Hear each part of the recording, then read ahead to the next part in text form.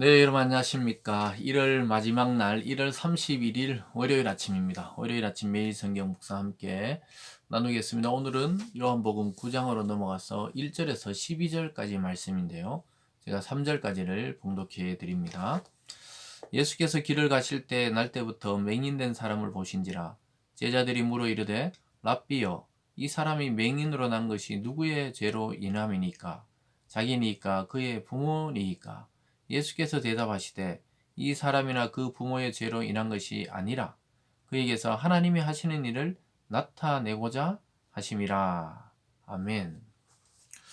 오늘 본문의 말씀을 전체적인 걸 중심으로 나는 세상의 빛이라, 나는 세상의 빛이라 라는 제목으로 말씀을 증거하겠습니다. 오늘 날 때부터 맹인된 사람이 등장하고 있고요. 또 예수님이 그를 치료하는 과정을 또 설명하고 있습니다.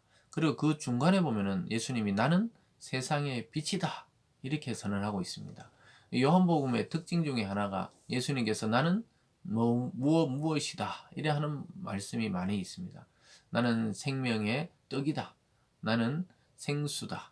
나는 생명의 빛이다. 오늘은 세상의 빛이다. 이렇게 선언하시는 예수님의 모습을 보게 됩니다. 즉 예수님 자신이 자기가 어떤 존재고 또 어떤 정체이신지 정체성을 가지고 드러내는 것을 보게 됩니다. 특별히 오늘 중간에 보면 요한은 그 맹인의 눈을 뜨게 하는 사건을 통해 예수님이 빛인 것을 대조적으로 보여주고 있습니다. 맹인은 어둠이고 예수는 빛인 것을 대조를 통해 예수가 우리 인생 가운데 빛이 되시며 또 우리 가운데 또 영원한 생명의 빛을 비춰주는 분으로 또 치료하는 빛으로 이렇게 보여주는 것을 보게 되는데요. 성경을 통해서 우리는 빛에 대한 이미지를 좀 생각해 볼 필요가 있습니다. 이미 창세기 1장에 보면요. 하나님께서 태초에 천지를 창조하실 때 빛이 있으라 하심에 빛이 있었고 이게 첫 번째 날입니다. 하나님은 최초로 이 모든 어둠과 혼돈 가운데 있는 우주에 이 빛을 비춤으로써 창조를 시작하셨습니다. 그것은 태양이 생기기 전에 근원적인 빛입니다. 요한을 통해서 봤을 때 그 빛은 또한 예수 그리스도를 가리킵니다. 왜냐하면 예수님은 근원적인 생명이 되시고 우리의 인생을 비춰주는 참된 빛이 되기 때문에 그렇습니다. 또 지나오다 보면 또 다윗도 그렇게 고백을 해요. 주님의 말씀, 여호와의 말씀은 내 발의 등이요 내 길의 빛이다 이렇게 말합니다. 하나님의 말씀을 또한 빛으로 여기고 등불로 여기는 이 다윗의 신앙 고백을 통해 우리 삶에 정말 왜 이 발에 깜깜할 때 발 위에 등이 있어야 되고 또 빛이 비춰야 됩니까?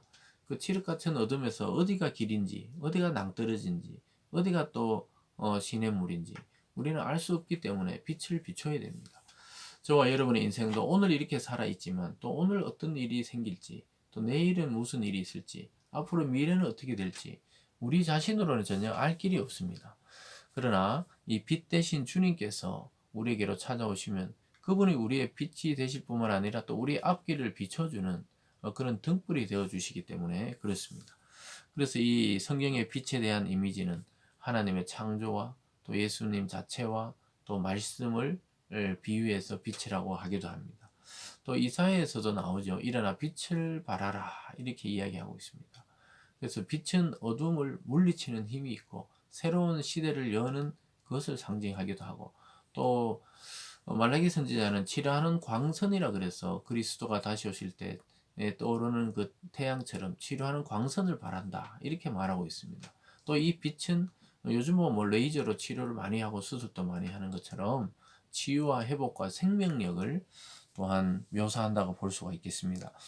그래서 성경에는 다양한 빛에 대한 이미지가 나타나는데요. 오늘 예수님은 이 어둠에 빠져 있는 한 사람의 그 고침을 통해 영적인 의미로 보면요. 이 어둠에 빠져 있는 모든 인류에게 빛이 되시기 위해서 이 땅에 왔다고 자신을 선언하고 있는 모습을 보게 됩니다.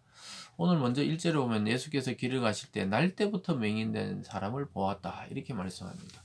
여러분 태어날 때부터 선천적인 이 시각 장애인으로 태어난 한 사람을 보게 된 것이죠. 그는 한 번도 눈을 떠본 적이 없습니다.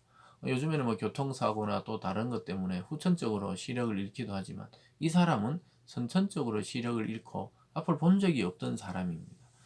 그랬을 때 유대 율법에서는 그렇게 날 때부터 어떤 병이 있거나 장애가 있으면 자기가 죄를 졌거나 하나님 앞에 부모가 죄를 져서 저주를 받아서 저렇다 이렇게 이 장애를 가진 것만 해도 고통스러운데 그걸 비아냥거리고 비난하는 모습이 있었는데 오늘 제자들도 좀 그런 모습을 보입니다. 2절에 보면 제자들이 물어 이르되 라삐여 이 사람이 맹인으로 난 것이 누구의 죄로 임함이니까 자기니까 그 부모니까 아주 이게 사실은 이 비아냥거리는 거죠. 이 누구의 죄 때문에 이렇게 생겼을 건데 그 결과로 이렇게 생겼다고 자꾸 보는 것이죠. 그러나 실제로 장애는 어떤 저주 때문에 그런 게 아닙니다. 부모의 잘못 때문도 아니고 더더구나 당사자가 무슨 태어나기 전에 무슨 죄가 있어서 그렇게 태어난다. 이것은 아주 잘못된 해석이고 성경은 전혀 그렇게 말씀하지 않고 있습니다. 성경은 이렇게 말합니다. 예수님의 대답입니다. 3절입니다. 예수께서 대답하시되 이 사람이나 그 부모의 죄로 인한 것이 아니라 그에게서 하나님이 하시는 일을 나타내고자 하심이라. 아주 놀라운 해석이죠. 그에게 하나님의 기적과 능력과 또 하나님의 살아계심을 보여주기 위한 장애라는 것입니다. 그래서 이 땅을 살아가면서 우리가 후천적으로 장애를 입기도 하고 다치기도 하고 또 선천적으로 그렇게 태어나는 사람도 있는데 우리가 절대로 그런 시선으로 바라보면 안 된다는 것을 예수님이 지적하고 있고 또 예수님께서 그렇게 태어나게 하시거나 또 그 모양으로 살아가게 하시는 모든 일에는 결국 하나님의 영광과 하나님의 일을 위한 그러한 것이라고 말씀하고 있습니다. 그래서 오늘 이 장애인도 하나님의 영광을 드러내는 통로가 되고 도구가 되는 그러한 장애라고 말씀하고 있습니다. 전혀 색다른 해석이죠.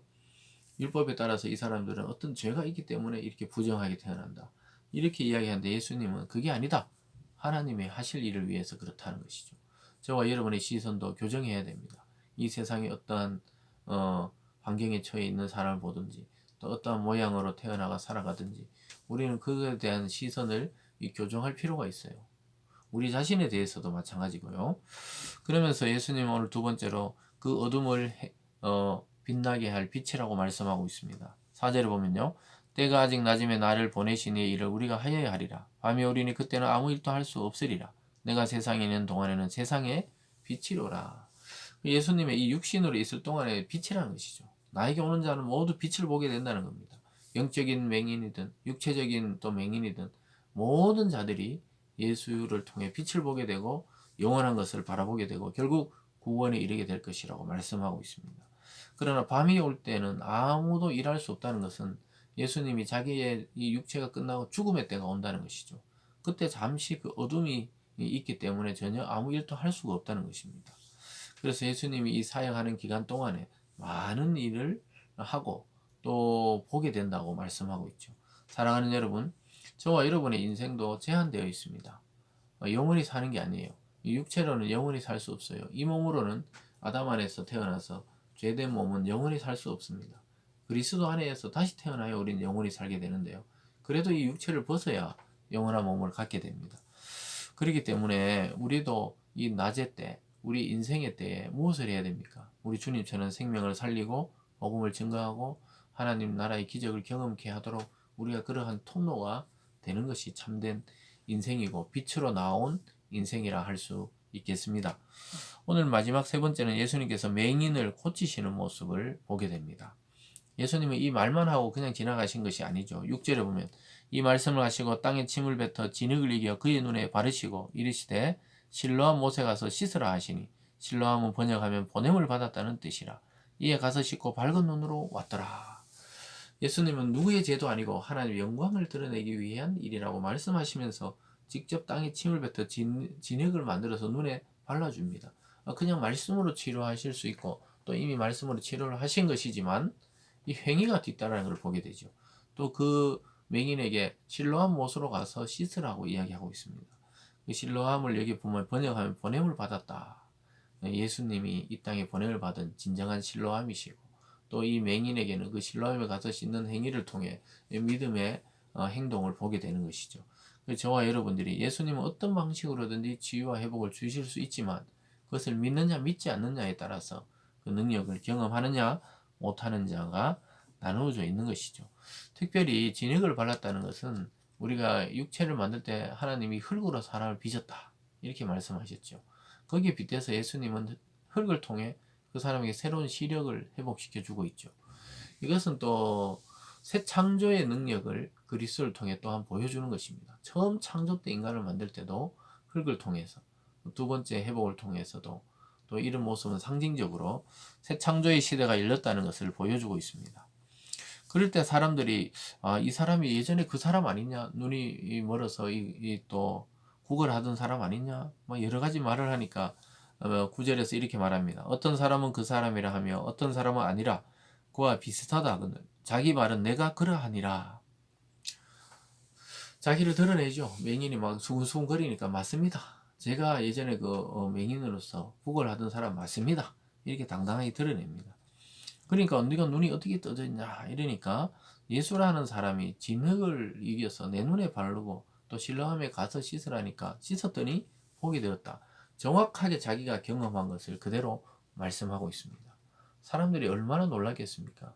일생 시각 장애인으로서 앉아서 그 당시에 다른 일을 할 수 없어서 구걸하던 일을 직업으로 삼고 있었는데, 아니 이 사람이 눈을 떠서 왔다 갔다 하는 것을 보면서 참 많은 사람들이 우왕좌왕하면서 맞느냐 안 맞느냐 이러는데 자기 스스로 내가 그다.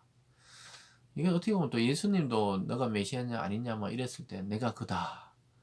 사마리아 여자 보고 그런 사람이 있으면 너 내게도 좀 소개시켜 달라니까 내가 바로 그다. 이렇게 말씀하듯이 자기의 정체를 드러내는 것은 중요한 것이죠. 우리도 그리스도인입니다. 맞습니다. 저 교회 다니고 예수를 믿고 구원받은 자입니다. 이런 자기 입술로 고백이 굉장히 중요한 것이죠. 그래서 그들이 이르되 그가 어디 있는지 알지 못하노라. 그러니까 예수님 벌써 피하셨죠. 그 자리를. 많은 능력을 행하시고는 영광받지 않고 피하시는 것을 보게 됩니다. 사랑하는 여러분, 오늘 이 말씀을 통해 우리는 빛과 어둠의 세계, 또 믿음으로 눈을 뜨게 되고 예수를 믿게 되는 이 맹인의 모습을 우리는 보고 있습니다. 사랑하는 여러분, 어둠의 인생에 정말 해결할 방법이 없던 우리의 인생 가운데 빛으로 찾아오신 예수를 만난 것이 바로 저와 여러분들입니다. 여러분, 그러면 해결의 실마리가 있고 또 해결이 된 것이죠. 이 어두운 밤에는 빛이 최고입니다. 여러분, 이 어두워져가는 세상에 빛으로 오신 예수님을 만났다면 우리 너무 염려할 필요가 없어요. 주님이 우리를 인도해 가실 것입니다.